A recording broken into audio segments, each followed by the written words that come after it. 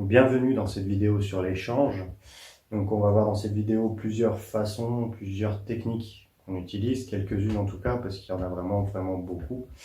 Donc ça ne s'adresse pas seulement à un public débutant, ni même à un public confirmé. Vous allez voir qu'il y a plusieurs techniques, certaines faciles, d'autres plus compliquées, mais tout est faisable de toute façon avec de l'entraînement. On va commencer tout de suite par la première technique. Donc le change, ça consiste simplement à changer une carte. Donc on l'appelle souvent color change en anglais. Ça consiste simplement à changer une carte devant l'œil du spectateur. Donc simplement, je dis simplement, mais c'est vrai que c'est pas si simple que ça selon les techniques qu'on utilise. Donc on va voir plus en détail ces techniques-là. Vous allez voir que certaines sont vraiment très simples à réaliser, même sous l'œil du spectateur, d'autres avec des empalmages un peu plus complexes.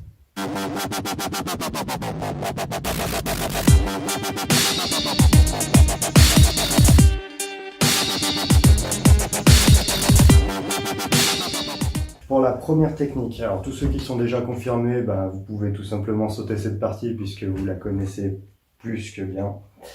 Donc, comme vous avez pu le voir, en fait, on va d'abord commencer par faire monter la première carte. Et en fait, on va l'échanger contre la deuxième qui se trouve là. La manipulation, en fait, elle est relativement simple. Vous commencez par faire monter la première carte tout en couvrant bien la deuxième. Et ensuite, avec cette partie-là de la main, vous allez faire redescendre la deuxième carte et la faire passer dessus. En fait, ce qui va se passer simplement lors de la manip, c'est ça. Elle descend, hop, elle passe au-dessus et vous égalisez. Donc ça, c'est l'un des color change qui est quand même le plus simple à réaliser. Parce que c'est vrai que ça va très vite quand même. C'est pas ce que je préfère parce qu'on est obligé d'avancer quand même la carte. Et moi, pour moi, ça trahit un peu quelque chose. Mais ça reste quand même relativement simple à exécuter. Et ça reste quand même spectaculaire à voir.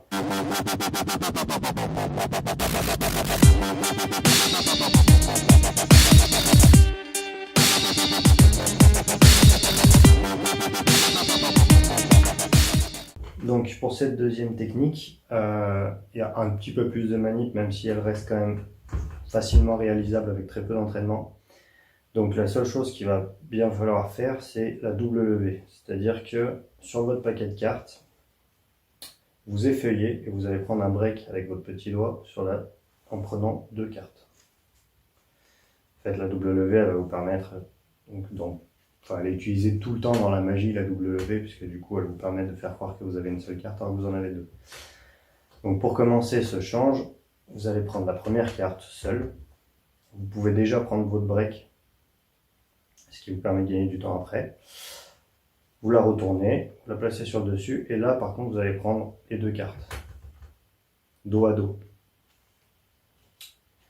Donc vous prenez la première carte, vous la retournez sur le dessus du paquet et vous embarquez les deux. Une fois que vous les avez dans cette position, donc vos deux doigts qui prennent les deux coins, le premier change, parce que là du coup il va y avoir deux techniques, mais qui sont relativement semblables en fait. Vous allez simplement retourner la carte, mais tout en secouant la main, ce qui va justement cacher en fait votre action. En fait, en secouant votre main, vous allez retourner la carte.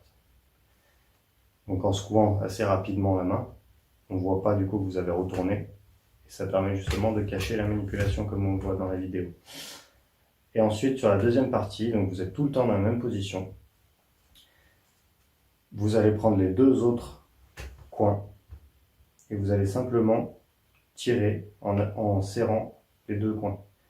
Ce qui va faire une rotation assez rapide de la carte qui va changer tout de suite. Petite astuce quand même, quand vous faites des changes comme ça, vu que vous avez des cartes dos à dos, il va falloir se décharger rapidement une fois que le change a été fait. Donc c'est-à-dire que une fois que vous avez fait la rotation de votre carte, vous la reposez tout de suite sur le dessus du paquet et vous pouvez la montrer. Comme ça, la deuxième carte, elle a été reposée tout de suite, vous êtes déchargé. C'est l'inconvénient, on va dire, d'avoir quand même des cartes qui sont dos à dos.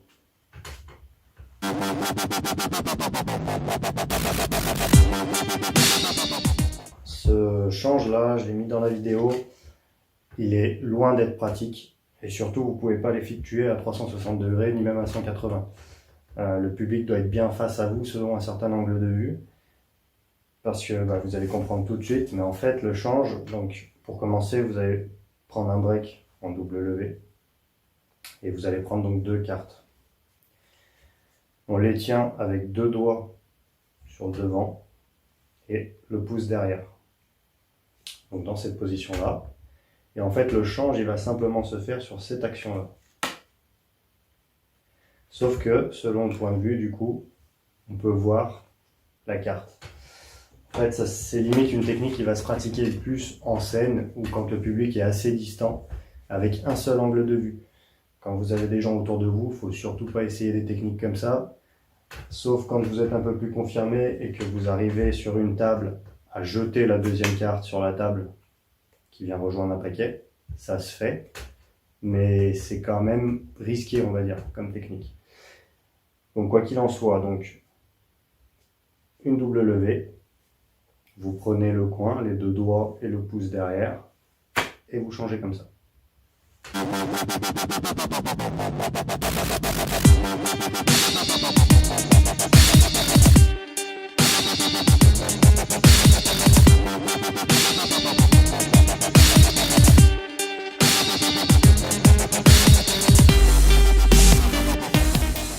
Pour finir, cette technique, c'est celle que je préfère, qui demande quand même un petit peu plus de manipulation.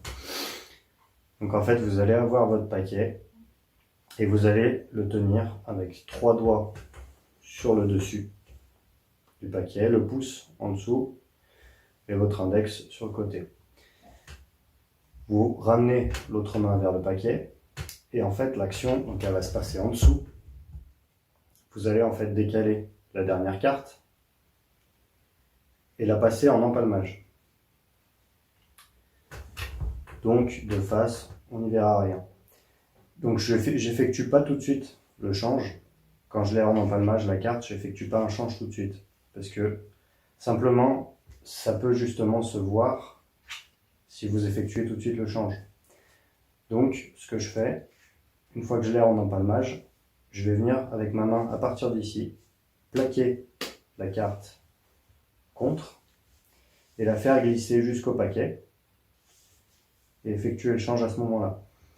Ça va permettre justement de détourner un peu le regard et votre main du coup elle était plus vers le paquet au moment où elle effectue le change.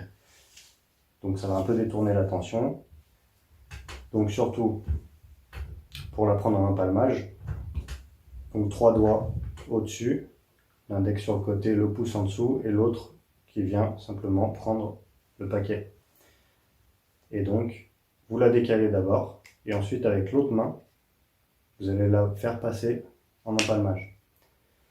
Donc après, pour faire encore plus rapide, avec un peu plus d'entraînement, vous pouvez simplement la prendre comme ça la carte. C'est-à-dire que ça vous évite en fait cette manipulation-là de la passer en empalmage. Vous allez simplement la prendre ici, donc de face on ne la voit plus, et en fait en la faisant simplement après glisser. Vu qu'une fois que vous l'avez plaquée contre votre bras, vous pouvez la replacer comme vous voulez la carte, pour la changer. Donc après, ce change là, moi je préfère quand même le prendre en vrai empalmage, Ça demande juste un tout petit peu plus d'entraînement. Mais en fait, le fait de s'entraîner à faire un empalmage par en dessous, c'est vrai que c'est vachement pratique pour faire après d'autres tours. Donc merci à tous d'avoir suivi cette vidéo. Donc pour info, les cartes que j'ai utilisées pour ce tuto, c'est des cartes Nock. Donc d'ailleurs c'est l'ancienne version, il y a une nouvelle version qui est sortie. Donc bon, c'est des cartes que j'aime bien, même si j'utilise beaucoup du Bicycle aussi, du Bi. Je trouve que c'est de la bonne cam.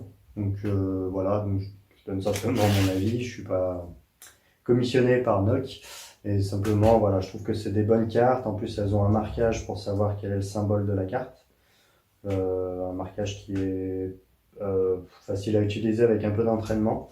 Et ça vous permet en fait de simplement savoir si c'est un cœur, si c'est un trèfle, etc. Donc ça peut permettre de faire certaines routines assez drôles. Et surtout, c'est un marquage qui est vraiment invisible. À moins de le savoir, vraiment, c'est vraiment impossible à voir. Donc en tout cas, merci d'avoir suivi cette vidéo. Je ferai très prochainement d'autres vidéos, d'autres tutos sur notre univers qui nous passionne, la magie. Merci à tous.